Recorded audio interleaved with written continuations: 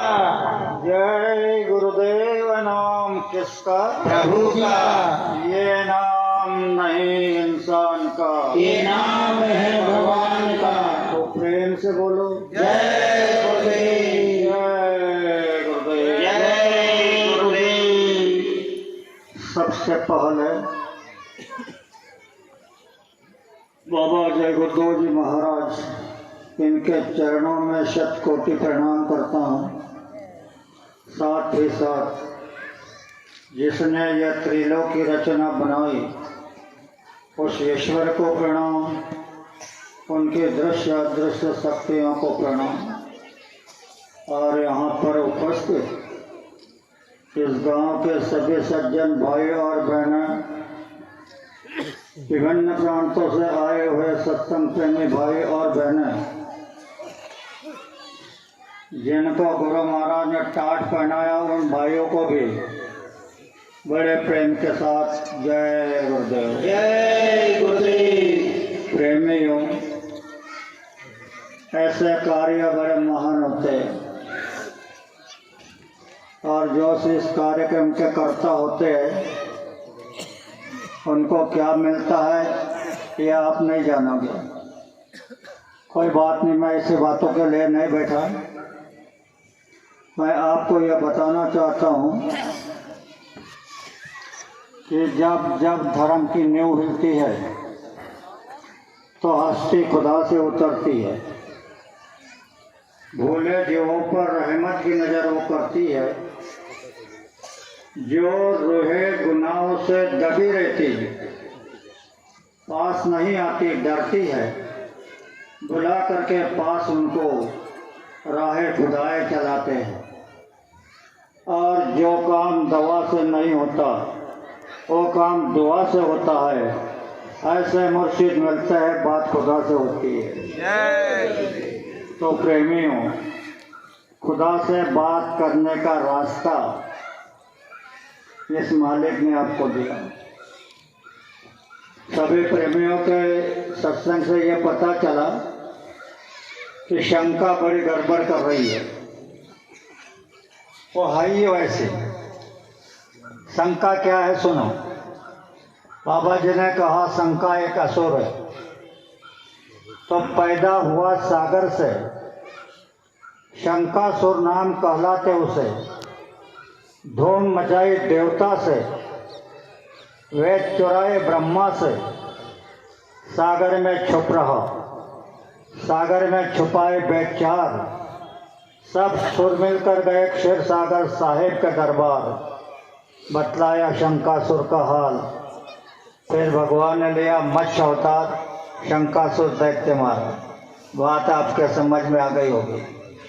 आपके अंदर जो सागर है भावनाओं का बहुत बड़ा सागर है, और उसी में से एक भावना उभर आती है और तुरंत लोप हो जाती है। तो ढूंढते रहो क्या हुआ। तो जो बात है कि शंका मत करना, यह सबसे बड़ी बात है। तो प्रेमियों से यह प्रार्थना है कि किसी भी बात पर शंका मत करना। प्रेमियों, रही धर्म की बात, धर्म नहीं कहता किसी की बहू बेटी पर निगाह धरो। धर्म नहीं कहता किसी के घर लूटो बर्बाद करो। धर्म नहीं कहता किसी के मजहब पर आघात करो। धर्म नहीं कहता किसी जीवों पर हथियार धरो। अपने अपने नेकी से चलना, यह तो धर्म सिखाता है। तो हम लोग क्यों दिन पर दिन पाप सर पे चढ़ाते हैं। आओ, किसके दिल में दर्द भरा है भारत के बेईमानी का, देते हैं गुरुदेव दवा उस मरीज को होशियारी का। सबसे छोटे बनो, सबसे छोटे बनो, करो कल्याण सभी नर नारी का। इसके खातिर सभी तरीके अजमा लो अख्तियार का। नौजवान सभी काम करेंगे, सेवा में मर जाएंगे, घर घर में आबादी देकर रामराज कहलाएंगे।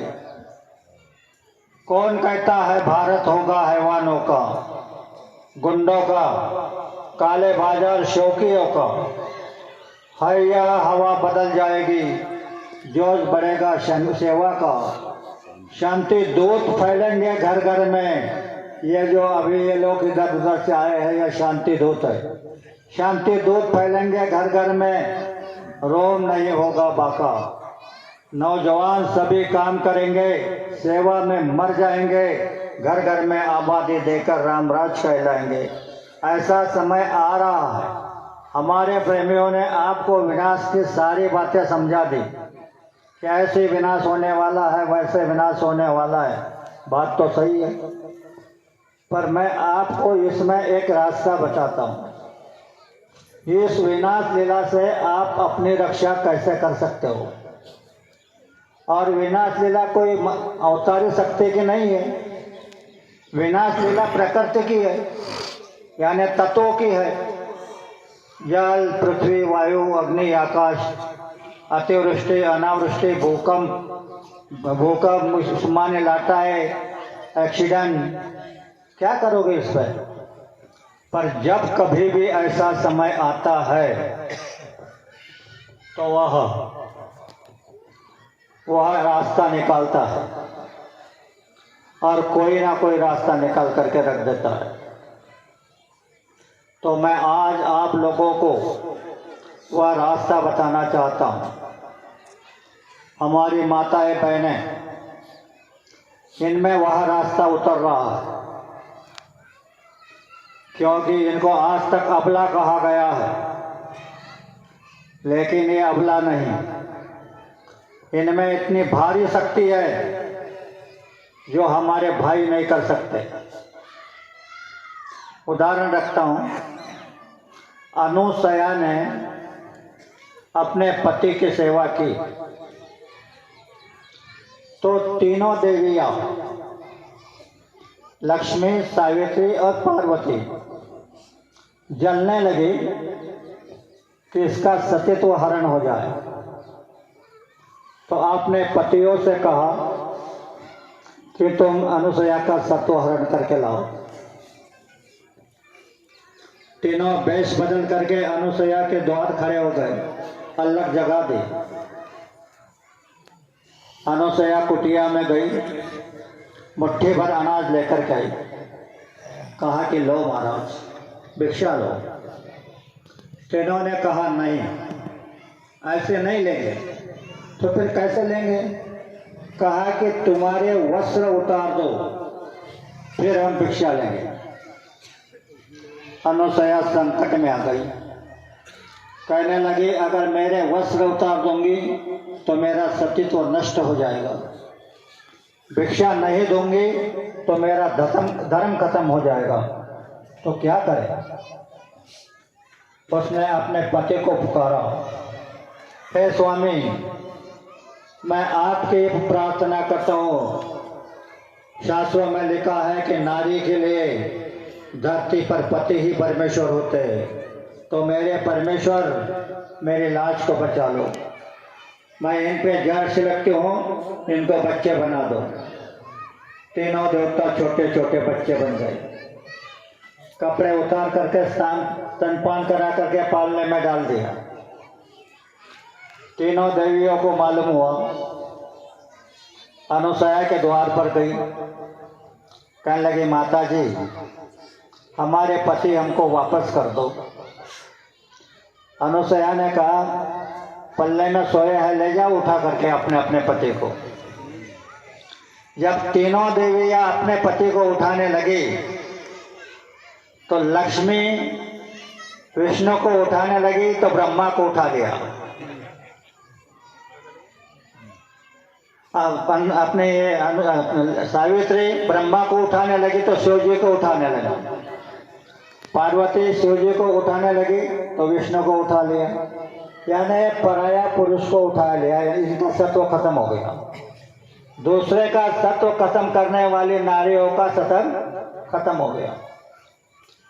बहुत नाराज हो गई, फिर गई अनुसया के पास, माता जी यह तुम्हारे बच्चे हैं तो हम आपकी बहू हैं, बहुओं से गलती हो गई तो माफ़ करा दो। हमारे पति हमको वापस कर दो। अनुसया पालने के पास गई, पुकारा विष्णु जी, तो विष्णु हाथ पैर हिलाने लगे। कहा लक्ष्मी को उठा लो। फिर कहने लगे ब्रह्मा जी, ब्रह्मा हाथ पैर हिलाने लगे, तो सावित्री को कहा कि उठा लो। फिर कहा शिव जी, तो शिव जी ने हाथ पर हिलाया। पार्वती को कहा कि ले जाओ। कितनी फजीती हुई देवियों की। बहनों ध्यान से सुनो, यह बात मैं आपको समझाना हूँ और यही बताया था कि मैं कल बताऊंगा। तुम्हारे अंदर इतनी शक्ति है जो भाइयों के पास नहीं है, इनका भी बात में बता दूंगा। तो सभी बहनों को, माताओं को हाथ जोड़कर चरणों में माथा लगाकर मैं आपसे एक बात बता रहा हूं, ध्यान से सुनो। हर बहन अपने पति की सेवा तन मन लगा करके करे, भूल कर भी उनसे झगड़ा न करे, उनके आदेश का पालन करे। 3 बातें। अभी इसकी सख्त जरूरत है क्योंकि परिवर्तन प्रकृति से हो रहा है। प्रगति को रोकने वाला कोई माई का लाल धरती पर नहीं है। तुमने अगर इसकी पालना कर ली तो मैं दावे के साथ बाबा जी के साक्षी में बता रहा हूं, तुमने देखा कि इधर से तूफान आ रहा है।